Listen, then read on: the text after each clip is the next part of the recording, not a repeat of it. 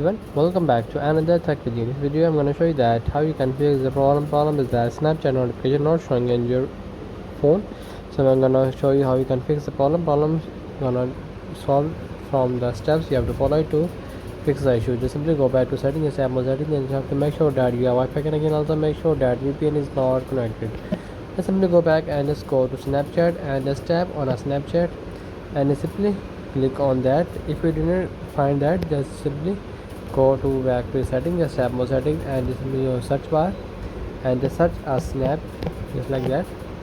Just a search bar snap, just tap on Snapchat and just find a notification, just tap on it and you just allow on that toggle and just allow that.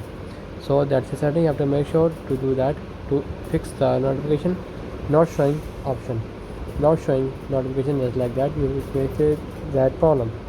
So that's the video. Make sure you like our video and subscribe our channel for more tech related videos.